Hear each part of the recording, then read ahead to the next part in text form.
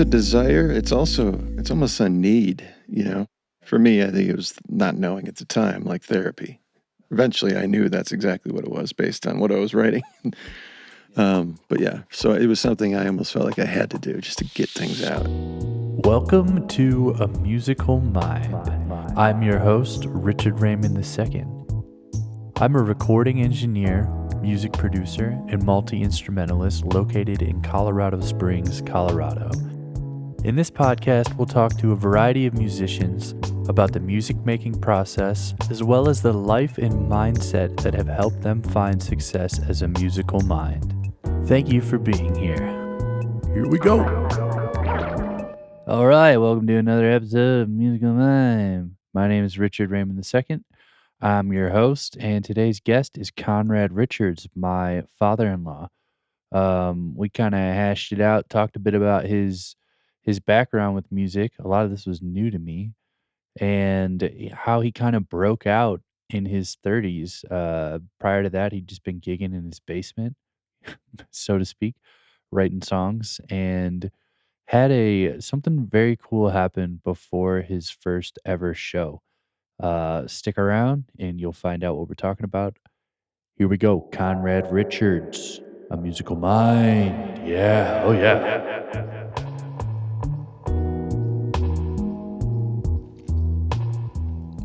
All right. Hello, everyone. Welcome to another episode of A Musical Mind. I'm here with today's musical mind, Conrad Richards. Richard Conrad. I know him as. He's my father-in-law. I'm going to call him Rick in this interview, but you'll find him as Conrad Richards if you're looking for him. That is true. All right. I stumbled my way through that, but I don't think I said anything that was incorrect. Made perfect sense. How are you? I am good. How are you? I'm good too. Apparently, we both just woke up from a nap. That's true. He's in town visiting the family, and we went and saw Bob Cummins Jr. last night at Lulu's, the new location downtown Colorado Springs. And the show ended at like 10:30, and then we came back and listened to some Spoon until a little after midnight, which wasn't too crazy, but Dorothy, my daughter, had us up at from like 2 to 3:30. She was hungry. She was just eating frozen berries. She had like 5, they're little bowls, but like at least 5 little bowls of frozen berries. She was happy though. Well, I was like, all right. Usually when she wakes up at that time, she's like erratic. It was just like, it was chill, but it was like, it is 2 a.m. right now. She had a craving. She needed the berries. Well, we went to the brewery yesterday, so I don't think she had like a normal dinner for her. Right. So she woke up hungry. Hungry for berries. Get your ass up. I was happy it was berries though, because she's pointing to the freezer, and I'm just like, man, like I do not want to make a frozen pizza right now or like anything else in there. I'm like, the berries, that's easy. We just put those in a bowl and we go. Yeah. So anyway, we're both slightly refreshed and on our second round of caffeine. So it's nice. I think this is I don't know if I've done an in-person one of these yet. If I have, I forgot about it. So thanks for being here. Thanks for having me. It's very comfortable. Yeah. We're in our little podcast studio here. It's starting to get used very regularly, and that's what it's here for. So out of the gate, how about you just tell us where you're from, what you do, and why we should give a shit? I don't know why you should give a shit. I am from the Chicago area, born and raised. By day, I'm a creative director, so I do a lot of advertising and graphic design and TV commercials and that kind of thing. But I've always created since I can remember as a kid, whether that was drawing, painting, and music. So I played out in Chicago for many years, starting in my, mid-20s, late 20s. But I started playing in the basement, since I was like 20, just writing songs. I wrote my first song when I was 14 or 15. And that's always been a sort of a routine of mine. Try and write every day, whether that's a line or a song or a poem, whatever it might end up to be. But yeah, so I've always played. I don't consider myself a guitar player. I play the guitar. Mm-hmm. I've never had any aspirations to be a virtuoso. I literally picked up the guitar to write songs. So it's an accompaniment to the words, essentially, for me. Still do it mostly every day. Been playing out more. Took a little break, COVID time. Mm-hmm. But now kind of back out there and been playing a little bit. So it's been great. Cool. I don't think I knew that you were playing at 14. I thought it was a little bit later than that. I didn't play at 14. I started writing about 14. I didn't pick up the guitar probably till I was 22, 23. Okay. Yeah. Cool. So you were writing, you were calling them songs though, even though essentially it's just like a poem at that point, but you knew that it was going to go to music at some point. Yeah, I just had to learn how to that's do cool. it. Yeah. That's cool. Yeah. Yeah, I've talked to a number of people, and I feel like there's a certain brand of people. It's like you immediately upon learning you're writing, and then there's other friends of mine who they're incredible and like don't write anything on their own. It's just kind of weird. I feel like that's one you got it or you don't. Like I don't want to call it a skill. It's like a discipline almost. It's a desire. It's almost a need, For me, I think it was not knowing at the time, like therapy. Yeah. Eventually I knew that's exactly what it was based on what I was writing. Mm-hmm. Yeah. But yeah, so it was something I almost felt like I had to do just to get things out. Yeah. No, I feel that way about playing, but originally I was writing things. Like I wrote, quote unquote, I'll say arranged songs on GarageBand, like before I could play anything. I would just compose things with loops and like show my family. My kids would do that too. Yeah. Just give them the computer and let them play. I mean, and it's really cool, and it is a great, like, you're starting already arranging. So it was similar. It was like, I just need to learn how to do it. The desire or the need, whatever we want to call it, was like, I knew that was there. Yeah. So what are like some of the common themes in your writing, if you're aware of it being your own form of therapy? Like, you've probably learned a lot about yourself over the 20-some years you've been writing songs. Well, a lot longer than that. Yeah. 30-some years you've been writing songs. Yeah, that's true. Yeah, it's a good question. I was influenced by like the singer-songwriters.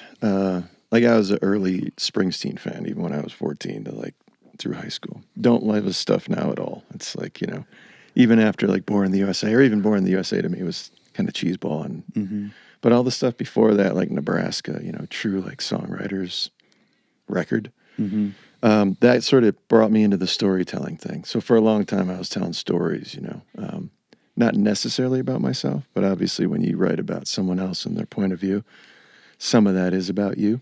Always. A lot of it. So, those story songs were really my jam for a long time. And they were 4 or 5 minutes, consistently. So I was trying to tell a long story. Yeah, you had to get that third, fourth verse in there. Yeah. So, writing that from, age, whatever, teens to my mid-20s, that's when I started going out to play. It was just me solo. So it was a lot of singer-songwriter stuff, and I'd play a lot of those songs. And then I kind of got sick of myself and all those words and all those longer songs. Yeah. And I made a conscious effort at like 30-ish, I guess, to write the music first. And I was always a big punk rock fan as well as like singers. I listened to everything, jazz, you name it. But punk was a huge part of my upbringing and loved seeing punk bands. So instead of telling those kinds of stories, I made myself more right staccato like. Everything was shorter and to the point, and short was the key, Yeah. So I wrote the music first, wrote the riffs first, and then wrote the songs, which was a total flip for me. It was always songs first, lyrics first. So through that, I learned, some of those stories were more me in the guise of a character. But when I started writing the short, like punk stuff, that was just me getting my own feelings out. It was way more direct. And to answer your question, most of those songs, when I look back, and I recently went through some old stuff, really about being down and depressed. I mean, everything was really dark, actually. I didn't start writing, so-called happy songs until much later. Again, just because I think it was my my therapy session to myself. So, but mostly dark. There was very few like happy ones in there. Yeah. Do you think you felt that way all the time, or was this like a proper like emotional dump so that you didn't have to carry that into everything else? Yeah. I think there was songs, probably, a couple hundred that were definitely telling of what I was unhappy about in life. Divorce, but that didn't come till later. So Right. as I look back on those songs, the signs were there. You know Yeah, what I mean? yeah. Which is interesting. Yeah. No, I know what you mean about getting sick of yourself, so to speak. That's, I think, why I kind of stopped singing, along with me just like really wanting to get so good at my instrument that I don't know what to do with it. I don't, just because that's like what has been interesting to me. But I mean, really what it came down to is like, I felt like I was telling the same story over and over. And I was like, I don't have anything new to say, but I don't want to fucking hear this anymore. Yeah. So it was like, I'm good on that. I'll just start finding other things to do. So I get that.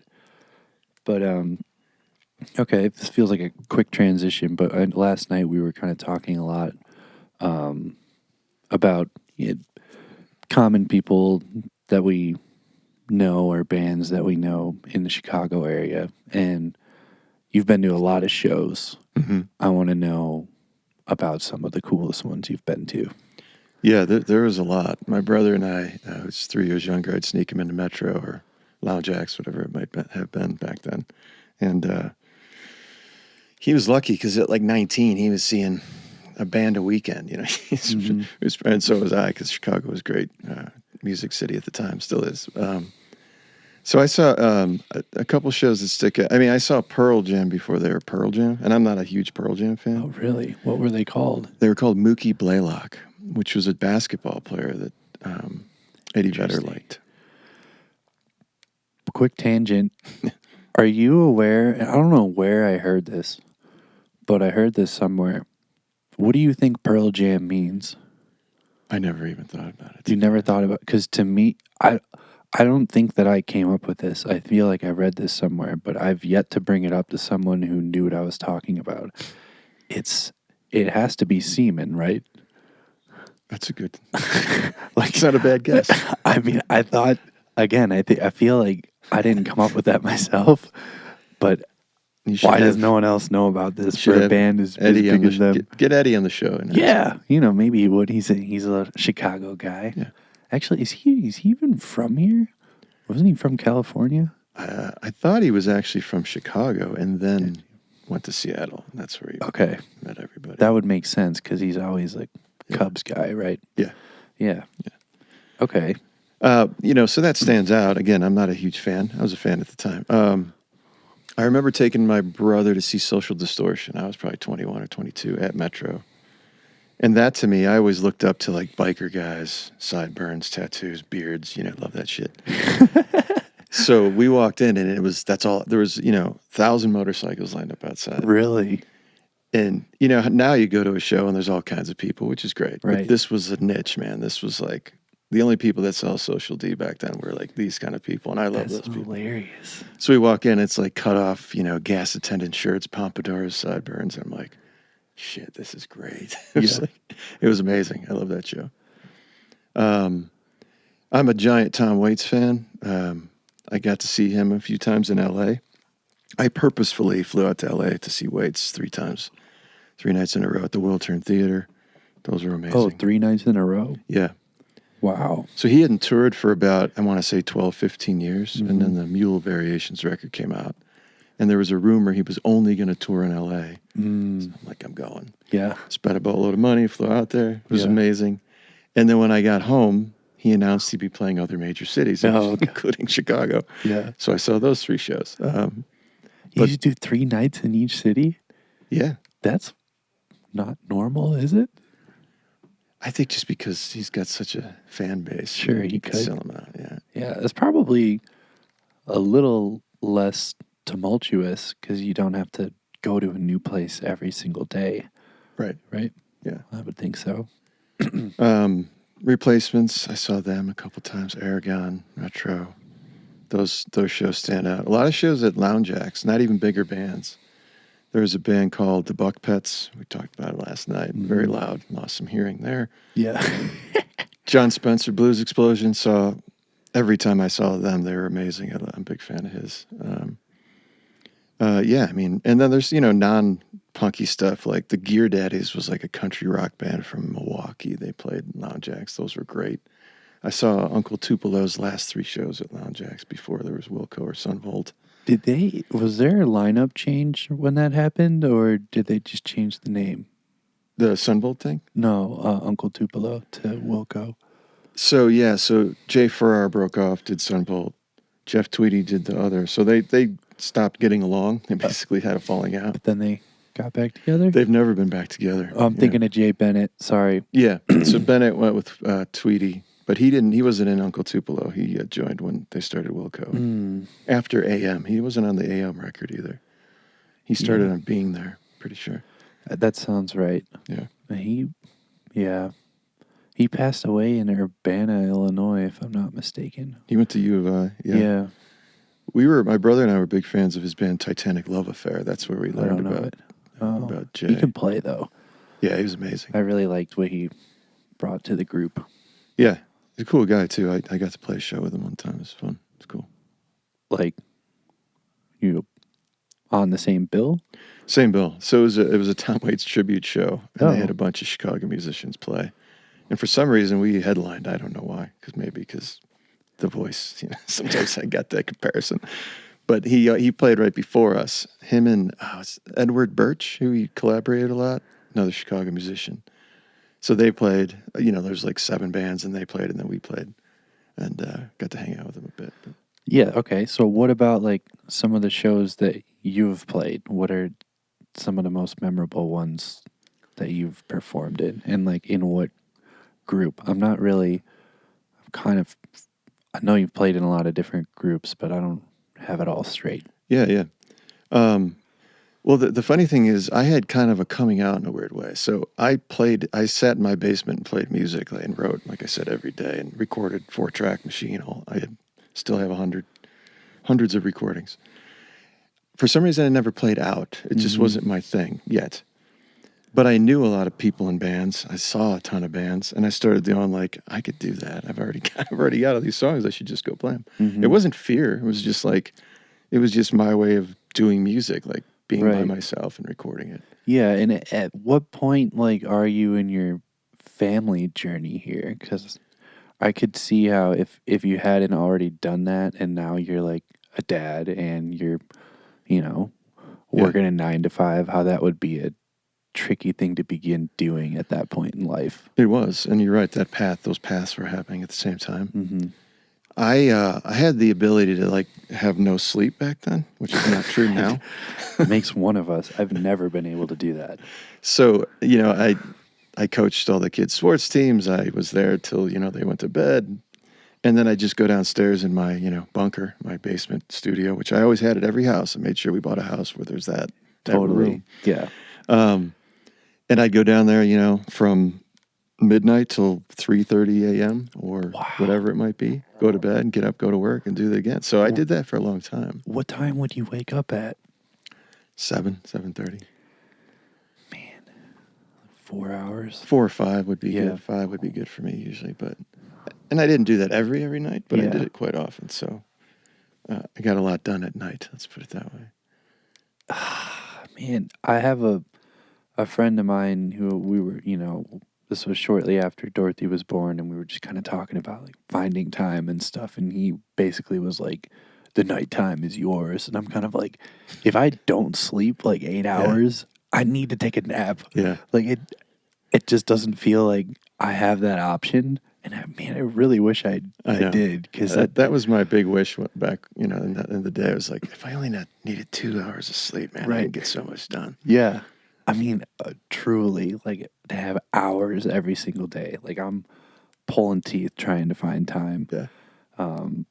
I do, but like it just always feels like it's wedged in, and it's not like okay. Yeah. And there's like pressure on the time that I have a lot of the time working on that. Yeah. There's a lot of moving parts there, so that's kind of I think why I'm interested in hearing more about that. But that makes sense. If you could just not sleep, then it would be a little bit easier to make all that happen. It helped. Yeah. Yeah. So, so I was doing that, right? I was in my basement. And then I decided I'm going to play out. So I booked a show at Double Door, which became a regular place I played at. But they had the downstairs, which I don't think they do music anymore, called the Dirt Room. Well, they're not around anymore. But so the Dirt Room was, they'd set up a stage kind of where the green room was, across from that tiny bar. I don't know if you've been there, but I don't think I have. they didn't do shows there often, but for smaller acts, they did it. And I got to know the sound guy really well. We could play there whenever we wanted eventually. But I played that show, and right before the show, the Chicago Reader did a giant article on me, which the woman who reviewed it, Monica Kendrick, who still works at the Reader, somehow heard my music on MySpace because I was constantly just uploading 4-track stuff. Oh. And she wrote a short article, but the picture, this is crazy, the giant picture of me on a tricycle, which a friend of mine took, a photographer. I don't even know how she got it. I think it was on MySpace. She just snagged it. Oh, yeah. But that's when, it was still being printed, the Chicago Reader. Right. And everybody went there for weekend stuff. That's where you got your concerts and your shows. There was no online resource. And I opened the Reader. Somebody called me on the phone, dude, go to the Reader and turn the page, whatever. And I turn it, it's a huge picture of me with this review, super positive review. What? Before you've played? Before my first show. That's crazy. I still have copies of it. It's nuts.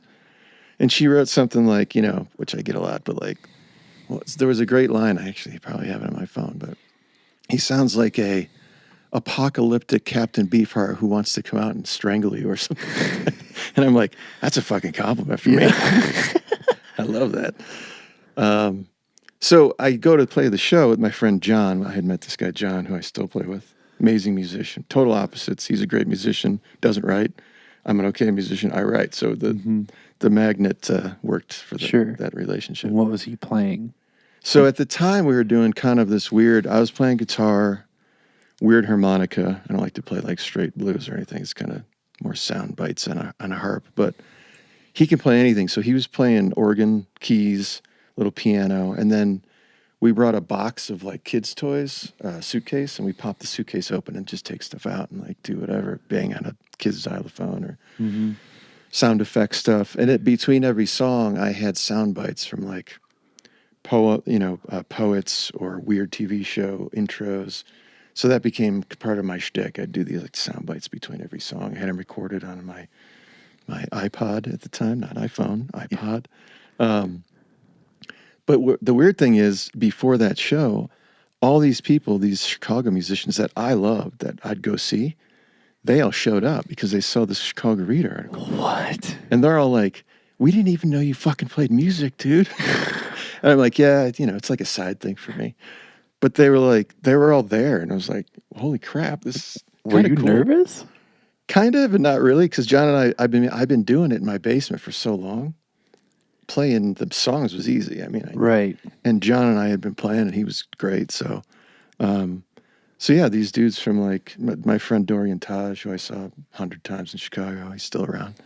Rick Sherry from Devil in a Woodpile was there. This guy Tom Ray, who played bass with the Bottle Rockets, and so all these guys were there. And after the show, they were wild. super complimentary, and it was great. So that was kind of my kickoff, which was weird because I had already been doing it a while. I just hadn't been doing it out.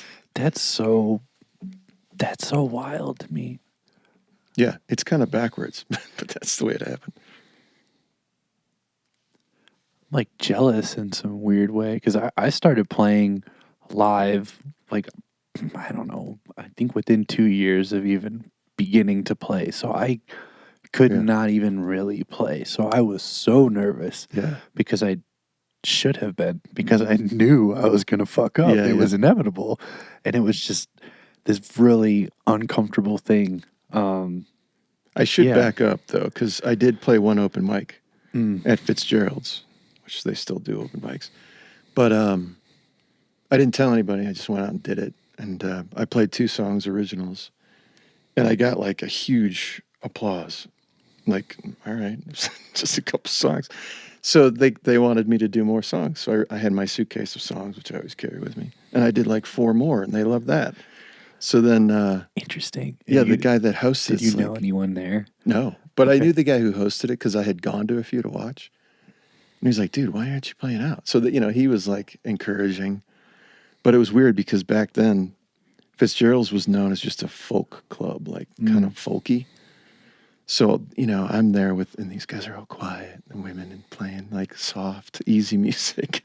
And I go up there and like banging on the acoustic, screaming graspy sandpaper voice. And people are like, what? I think that's why I got a reaction though, because it's totally different from anything that people were doing. So, but that gave me a sense, a taste of like, oh, this could be fun, Yeah. Wow. Okay, so after that first, I forgot the venue it was The at. Dirt Room, double door. Double door dirt room. So then what? You kind of like had this splash landing. Yeah, so Jesse, the sound guy, he was amazing. He liked the music a lot. He's like, dude, anytime you want to play here, and we'd love to get you upstairs. I'm like, all right. So, That's so weird. And you're like in your 30s? yeah. That's so cool. Yeah. And then that's also when I came up with the Conrad Richards thing, because And how old were you when Sammy was born? I was 28. I was just talking. So you have like, how old is she at this time? You're in your 30s, but I like the numbers. It helps my brain She's make probably sense of 5 or things. 6, and Fiu's like 2, Wow. So, yeah. Okay. And that's partly why, to your point, like the other thing is all these people who I knew in Chicago and going to see, who came to that show, they didn't know anything about my personal life. Right. Yeah. Because all those shows I'd go solo, pretty much. Gina liked music, but she didn't like, the live experience all the time. So I didn't want to miss stuff, so I would just go. So I felt like I was living in 2 worlds. Yeah. Hence the Conrad Richards, Rick Conrad thing. Yeah. I wanted that to be a separate part. And I kind of got that idea from Black Francis from the Pixies. Because when he went solo, he changed his name to Frank Black. Oh, I didn't know that. Yeah. Oh. So I'm like, hey, just flip it. I'm going to flip my name. Yeah. That was why I did that. So yeah, Dirt Room, we played quite a bit. And that changed over the years. We started doing the Dirt Room as sort of that 2-piece eclectic acoustic thing.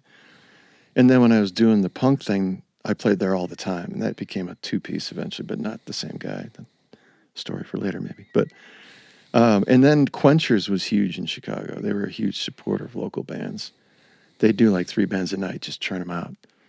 And I booked a gig there based on the songs on MySpace, and became a regular there. We could play there whenever we wanted. The sound guy and I became friends. He's like, dude, whenever you want to play. So between Quenchers and Double Door or Dirt Room, we'd play there all the time. And then I would do like solo shows around the city. Heartland Cafe up in Evanston, I did a show. Northside like all these dive bars, which I loved. I was into the Wade Spukowski life, so anything divier, it's better. Yeah. So I'd still do like solo shows while I was in those bands, but yeah, those were really the 2 main venues. But we played Township before it closed. I played Hideout. Yeah, pretty much everywhere. Beat Kitchen, Empty Bottle. I never played Empty Bottle, actually. It's one place I've never played in Chicago. Yeah. No, I'm trying to. I'm not great with remembering venues, but I think I went and I saw the Matson 2 there right before everything shut down with my friend John and his friend, whose name I'm forgetting. But yeah, no, never played there because I get them mixed up in my head. I'm like, did I play there? No, definitely didn't. Played Martyrs a couple times. Pausing the show here to talk about my first sample pack with 5-pin media titled Psychedelic Soul and Downtempo, available on loopmasters.com. This thing is massive. It is 5.8 gigabytes, and it took me forever working on this thing to give you all the sweet stuff that's packed in here. And as it currently stands, it has 16 5-star ratings on loopmasters.com, which is pretty good. Anyway, there's a lot packed in here, recorded with primarily analog instruments, including my Korg SV1, a Roland Strings, a Wurlitzer organ, my Micro Brute, my Glockenspiel, my Fender Rascal bass, a Washburn semi-hollow bass, Fender Strat, and an array of analog effects and pedals. There are 100 acoustic drum loops on here that I played and recorded myself at Wholesome Studio C7 in Chicago's North Side back when I still lived there. And there are 502 drum loops in total, meaning the rest of those are programmed. There's so many drums in here. We also have one-shots. We've got musical loops on all those instruments that I named. To be specific, there's 766 loops, 179 one-shots, 981 multi-samples, 18 sampler patches, 240 MIDI files, and a Live 10 project featuring 25 sampler bass instrument racks. Like I said, this thing is huge. There's so much to use in here if you're a producer, beat maker, or you just need stuff to play along with. I put a lot of work into this thing. I promise there's plenty here for you to use. Sounds great. It's vibey. It's all down tempo, cool shit. Give it a listen, give it a buy. Head on over to Loopmasters. I got the link in the show notes. Go there, go get it, and start making some cool shit.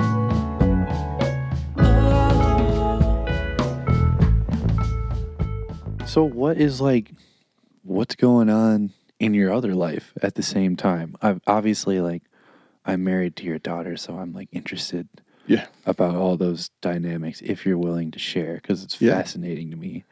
And it's very different than what I'm going through now. So it's just what? Somehow I made it make work sense to me. Looking back, at the time too, I should mention I owned my own advertising agency with a partner, so we were starting that. So I was managing a business, 2 kids, eventually 3, and then trying to do this side music thing. I just made it work again, and this not even like a joke. I didn't need a lot of sleep. I got a lot of shit done. Honestly, if I needed 8 hours or 9 hours of sleep, I wouldn't have been able to do all that stuff at the time. Yeah, at the same time. And so, did you why were you doing it? Did you have aspirations of that becoming a career in its own right? Never. No. I didn't think so. I'm a painter too, so I was also painting. So I would go through phases of 3 solid months of doing 4-track demos and just recording all the time. And then I would take a break and paint for 2-3 months and knock out a bunch of, and then I'd go back, and sometimes I'd crisscross. But like I said earlier, sometimes I get sick of myself. I get bored easy. So having the 2 outlets, and then plus work is a creative outlet too. Right. Just different. Mm-hmm. Luckily you get paid for that one. But so they were all separate in a way, but all feeding my creative need. Mm-hmm. But I've never said I did, right before COVID, I said I'm going to take a break from music, which I regret, because then COVID hit and I couldn't play out at all. So that was a good 3-4 years where I was still playing at home a little bit, but not a lot. Why?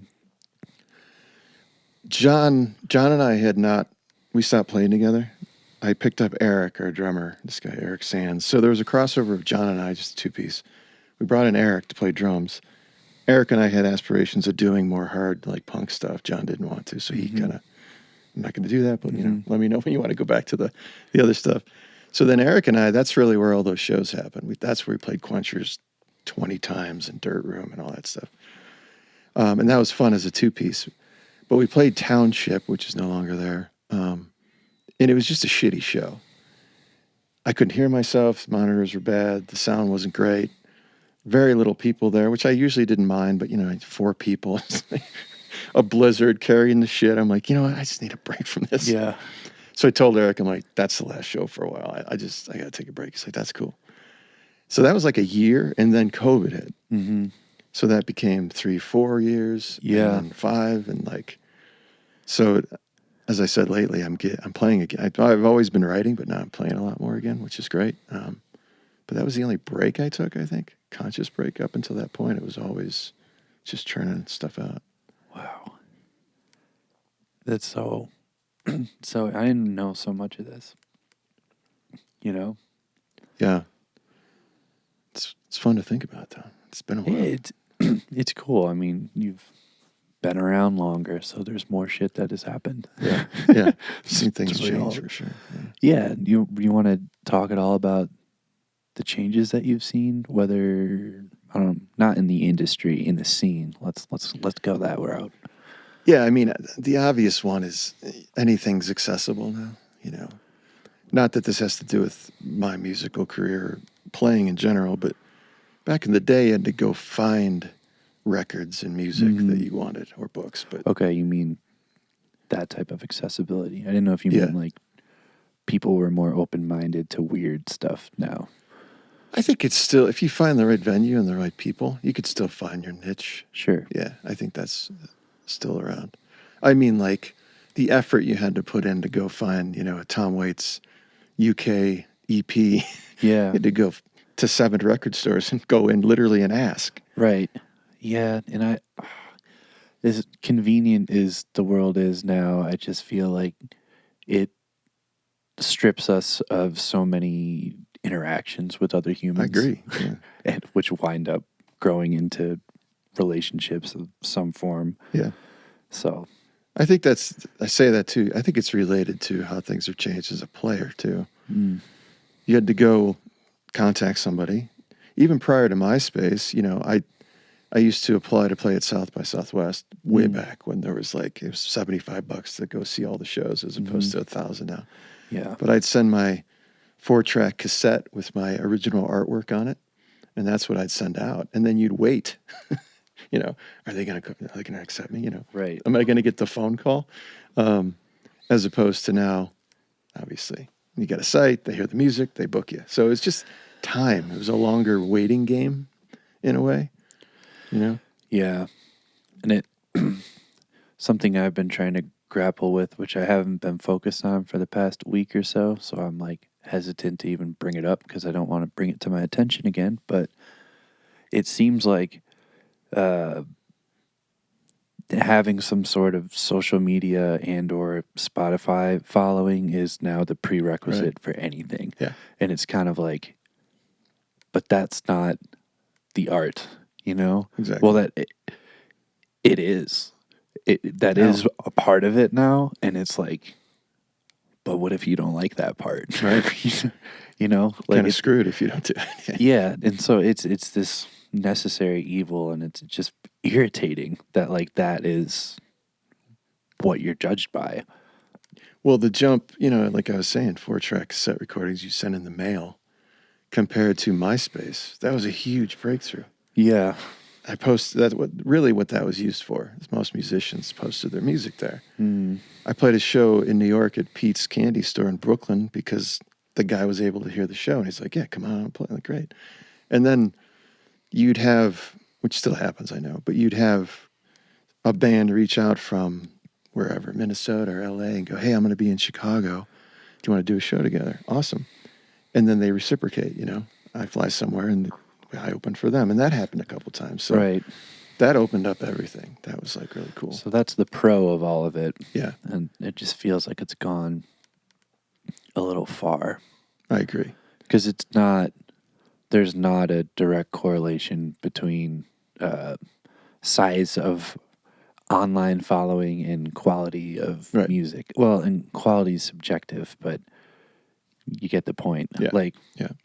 in order to get to a certain number, if we're talking about metrics here, like it's almost like you have to be dedicated to that, like not to the songs. Yeah. And I've kind of, one of my guests I had on, like we kind of talked about this. He's like, I at a point in time, you know, he was up to like 15,000 followers or whatever, like really hustling on Instagram. And he's like, and I don't think my music was that good at that period. Yeah. Like I was focused on that. Right. It's kind of just frustrating. And I'm trying to figure out what to do. Like, Yeah. should I make songs that are a minute and a half so they can also be reels? Because I want to like play more than anything. Mm-hmm. So I'm trying to find this like, can I get two birds with one stone if I create a parameter that can translate to social media that still like feels like something that I genuinely want to do, but can, be formatted in that. That's what I've been thinking about today. I'm like, maybe I could do that and like film it, but it's yeah, I know. it feels like that's what I have to do if I want it to grow. Yeah. You have to be a marketer now. Yeah, which is why I studied bandvertising. Yeah. So I am happy about that, but it's just kind of frustrating because the ceiling feels so high now as well with Mm-hmm. like, if you can quote unquote break through, not even in your own town, if you were to break through online and have some sort of big following going, like you could legitimately earn some solid income. Yeah. So that is like very appealing. And given that I'm still in my 20s, it's like a it could that could happen 20 years from now and it would still be awesome. Yeah. So I can't like, I'm like lured by that possibility. Yeah. Because it's just a numbers game and you're talking global and like Totally. things that you could do if you were to be selling merch even, but it could be significant, especially as a solo artist where you're not an independent solo artist. Sure. There's only one mouth to feed and then all the mouths in my family, but like Yeah. that like is so enticing. Sure. I'm like, I think I could make that happen, but how do I go about it? And is it going to quote unquote kill me along the way? Yeah. Because it just like this feels gross to me the way you have It's to. too big. It's just so much to tackle. Yeah. It was simpler than like, put a cassette in an envelope, send it. If they liked it, they call you back. Exactly. There's no data along with it that they're paying attention to. Right. It's just taste. Yeah. Yes or no. And now it's like, oh, this is great, but no one's going to come. Or Right. what are you going to bring to us if, it's 100%. That was the other thing, right? Yeah. Who's going to show up? Right. What's the door? Right. So it's just. That was always a question. Mm-hmm. Still is, I'm sure. But like, yeah, we'll book you, but how many people are you going to bring in? It's like, hopefully 25. I don't know, 100. I mean, that's quite a few. Fortunately, been able to like try to play places that aren't music venues. That's like my approach right now. So that isn't something I have to worry Yeah, that's a about good too point. much. Yeah. Because I have no, I can like stomach playing the social media game, but like that intense promo game, I'm like, I want nothing to do with that. Yeah. So I don't even want to play true venues. I want to play somewhere that has music and like something else going on. That's a good approach. Yeah. Especially when I'm kind of just like improvising most of the time now. It feels like safe. Yeah. To go do that. Not that I'm like making a ton of mistakes, but it's like good to know that I could. Right. Yeah. Where it's a little different when you've got your 45 minutes and there's like more riding on that. Yeah. People paid to see you, so they're going to really pay attention. Yeah, exactly. And I would be okay with that if I were in a band that's like writing songs. Now I just feel like a musician. It's very different. Yeah. Yeah. Interesting. Let me reference my. Would you say interesting? I did. Yeah, because I think it's very different than what you do, which is why it's fun to pick your brain. Speaking of which, we were talking a lot about space last night. We're not talking about the cosmos. We're talking about space within music. And the band we were listening to was Spoon. And we were talking about how I think I said something and you like agreed. I said something like, this band it's not about musicianship. It's just about playing parts and playing with space, Mm-hmm. and the result is art. Not like it was a bold claim, but it's like it's art more than music to me. Yeah. Art in music form versus people who are, like I'll just use jazz as an example. Like it's raw music and it's all spontaneous and improvised, whereas Spoon, like they probably know pretty much exactly what they're gonna do the whole time. Yeah. It's tight. It's almost like Worked out. it's composed, and I love both of those. Mm-hmm. But I don't love. I've like almost forgotten how to create something that is, by my definition that I'm describing right now, art. Mm-hmm. Like doing something consistent. It's like I lost that ability in becoming a really good player. Yeah. I've lost that. And so it's like, which is better? Yeah. It's not. But I don't know if you have anything to say about that concept, because that has always kind of fascinated me. Yeah, the space thing. I'm older, so those 70 songs to me were so well produced. Even when there was 12 instruments on it, there was space. There was like, it was just smooth. It was like butter, man. those recordings, and I love that. And then I love bands like that. We were listening to the Joe Henry Trampoline record. I think that's a beautiful space record. Colossal Head, Low Slow. But there's odd parts to all those, but it's really the space. For me, because I'm not a great player, and again, don't aspire to be. It's not an excuse. It's just how it is.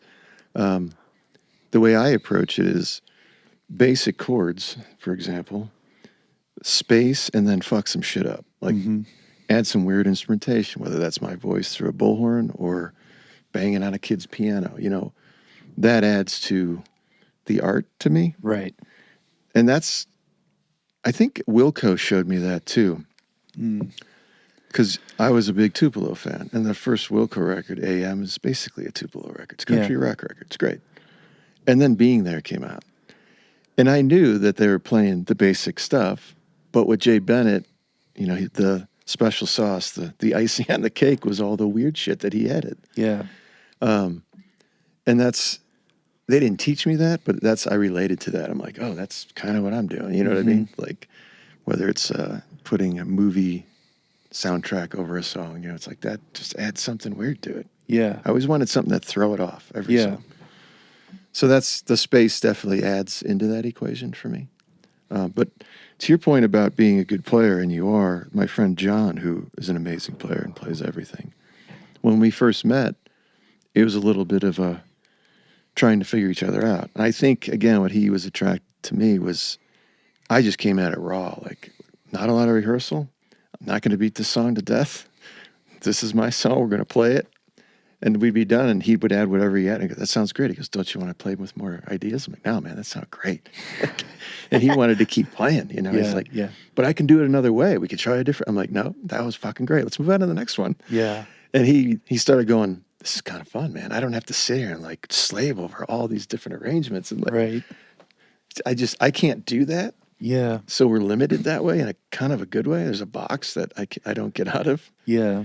And most people would feel like trapped in there, but I kind of like that. So, Sure. but I think you're speaking to where John was coming from, But maybe it's working with somebody else or forcing yourself to write music or lyrics, Right. Those self challenges, I think, help.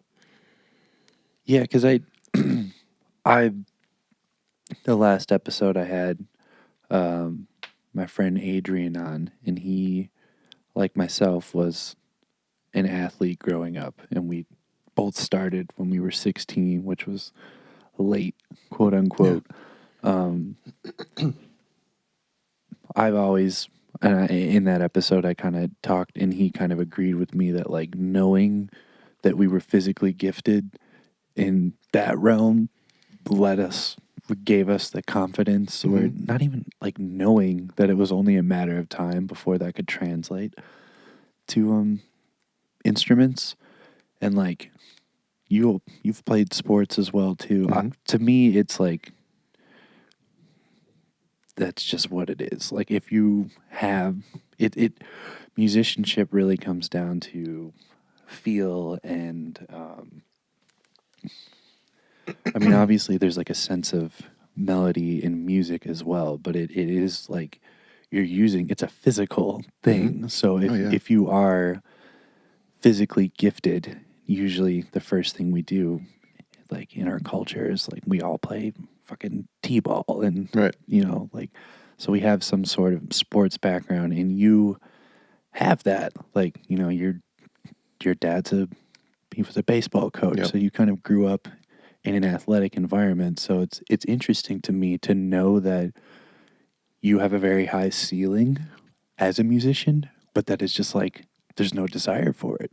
Because I think you're an artist at heart, more so than a musician. You know what I mean? I don't call myself a musician. Right. I play music. I write songs. You started by saying that, so I'm kind of not telling you anything that you don't No, already know. it's true. It's just so fascinating to me.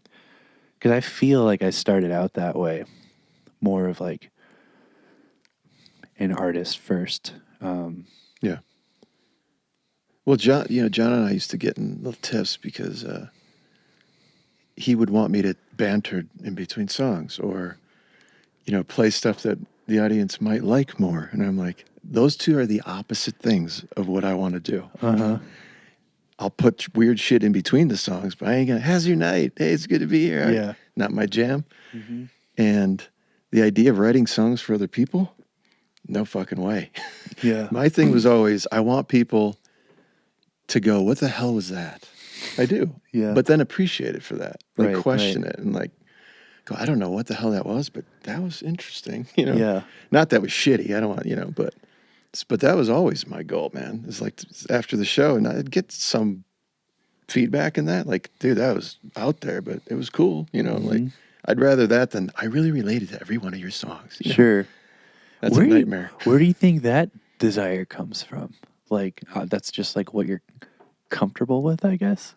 I think I've always been that way, even as a kid. Like, anything normal or anything popular, I could appreciate, but that wasn't what I wanted to do. I wanted to be Michelle, you know, and I, wife now, we agree, like, she comes from a similar spot. Like, she's a beautiful writer. She was a poet back in the day, and I read her stuff for the first time. And the thing I loved about it was beautiful until, like, she'll get you with a line, man. Like, just throw it off. Like, that was a punch in the gut. Holy shit, I did not see that coming. And that's why I like Charles Bukowski and I like Tom Waits, because you think you know where they're going. You know, Waits calls them weepers and creepers. You know, the beautiful song, make you cry, and then the weird fucking creepy song right after it, or in the same song. I love that combination of that duality or juxtaposition of shit, whether that's art, music. That's always been attracted to me. Yeah. I'm like wondering where that might come from. Just like in terms of who you are and your personality or whatever. Like, because I know your parents very well. I probably know them better than you, just because we stay with them when we're back home, and it's just like, don't think you picked it up from them. No, so that's true. It's like it's super interesting. Yeah. What do you think? Like, why do you think that's baked into who you are?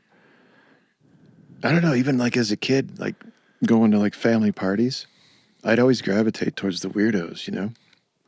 Like my uncle was I can't even say hero because, you know, unfortunately he was an alcoholic and he had his issues.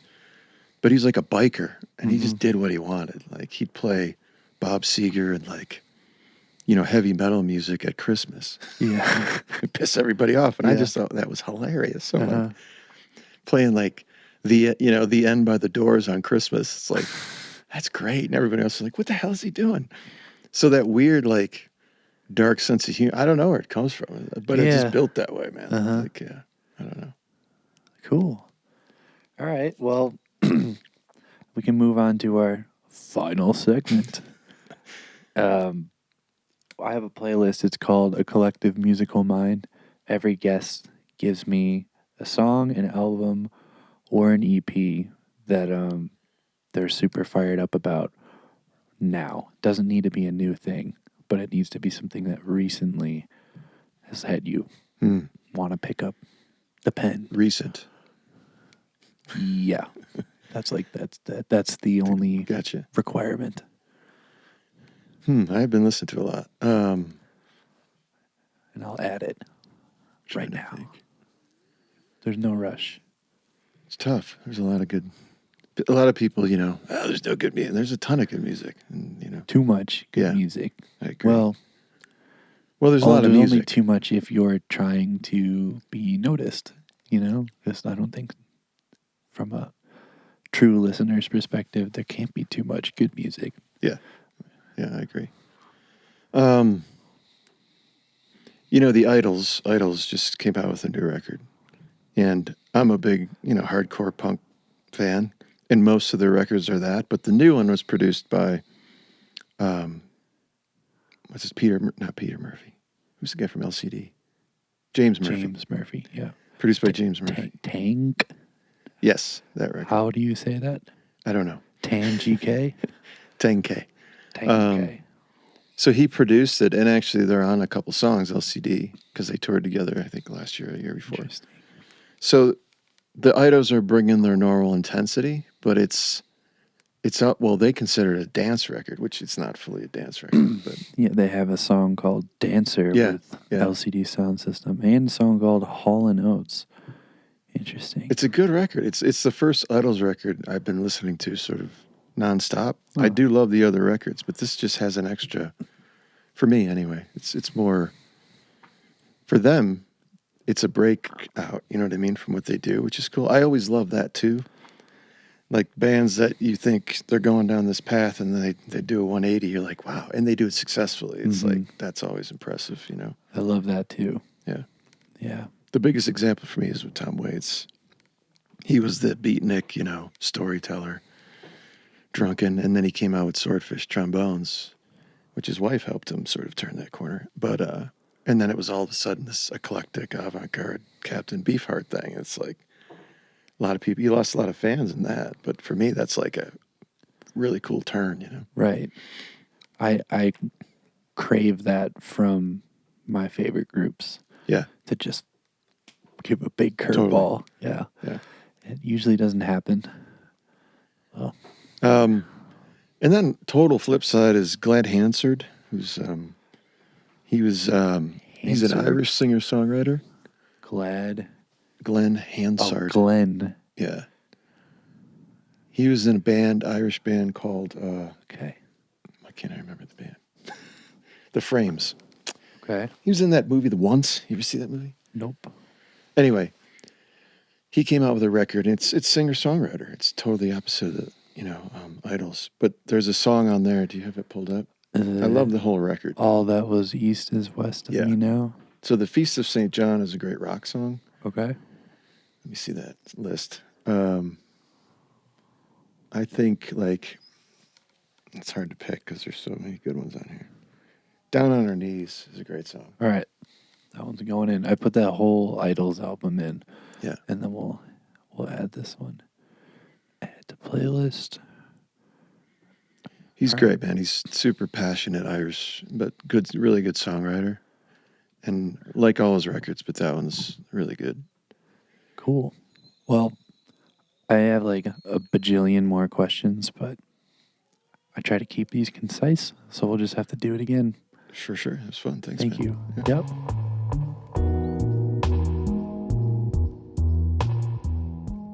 Thanks for listening to that one with Conrad Richards, better known as Mr. Conrad Richards, all lowercase, no period after the Mr. on Instagram. Give him a follow, links in the show notes. You can also find his music, got that all linked in the show notes as well.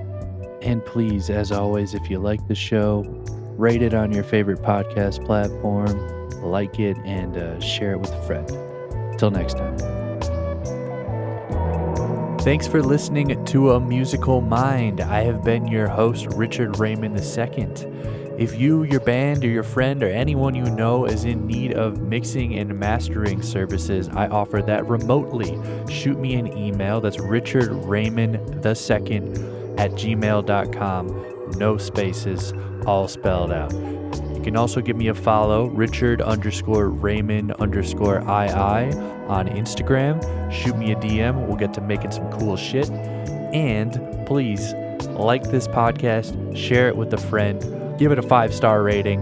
It ain't too hard to do. I appreciate you for being here, and I'll see you next time.